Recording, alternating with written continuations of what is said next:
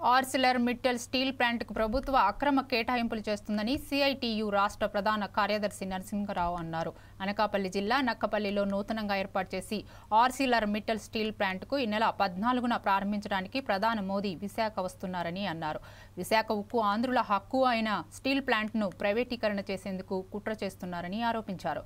ఇదే అంశంపై మరింత సమాచారం కోసం సిఐటియు రాష్ట్ర ప్రధాన కార్యదర్శి నరసింగరావుతో మా విశాఖ ప్రతినిధి సత్యనారాయణ ఫేస్ టు ఫేస్.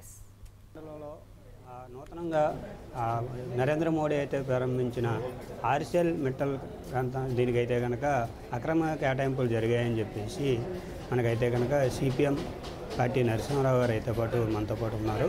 ఆయన అయితే కనుక అక్రమ కేటాయింపులు జరిగాయి, అలాగే మన విశాఖ స్టీల్కు అన్యాయం జరుగుతుందని అయితే చెప్పడం జరుగుతుంది. అదానీకి అది ఏదైతే ఉందో అదానీకి అయితే కనుక ఆ భూములన్నీ కూడా అప్పగిస్తున్నారని చెప్పేసి అయితే చెప్తున్నారు. దీనిపైన మరింత సమాచారం నరసింహారావు అడిగి తెలుసుకుంటాం. సార్ చెప్పండి, అక్రమ కేటాయింపులు ఏం జరిగాయి?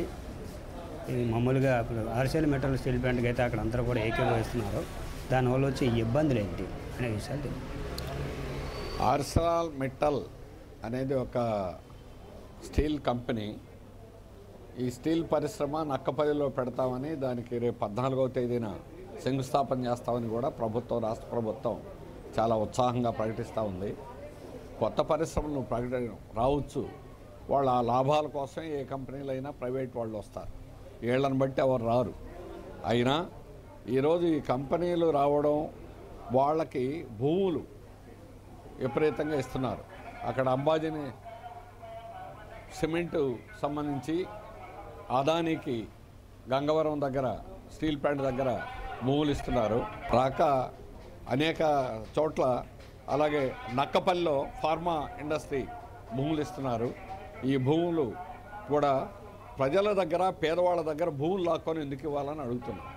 వ్యాపారం చేసేవాళ్ళు కొనుక్కుంటారు. లూలు మార్కెట్ కోసం బీచ్ దగ్గర ఎందుకు భూములు ఇవ్వాలి? దానికి రిజిస్ట్రేషన్ కూడా లేకుండా ఎందుకు చేయాలి?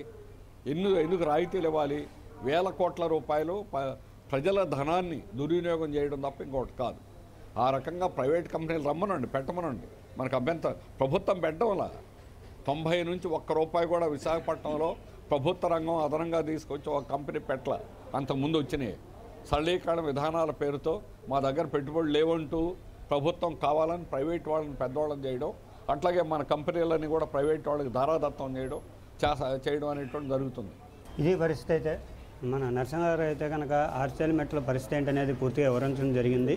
ఉన్న స్టీల్ ప్లాంట్ని మూసేసే పరిస్థితులు, ప్రైవేటీకరణ చేసే ఆలోచన చేస్తున్నారు. దానివల్ల ఉపాధి ఏమైతే కలుగుతుందో తెలియదు, కానీ ఇప్పుడైతే ప్రస్తుతం ఉపాధి అయితే కనుక 10,000 మంది స్టీల్ ప్లాంట్లో ఉపాధి కోల్పోయారని అయితే చెప్పడం జరుగుతుంది. ఈ ఆర్సిఎల్ మెటల్కి ఉపాధి మాట ఏమో కానీ అక్రమ కేటాయింపులు అయితే జరుగుతున్నాయి. దీన్ని తీవ్రంగా ఖండిస్తున్నామని అయితే అది చెప్పడం జరుగుతుంది.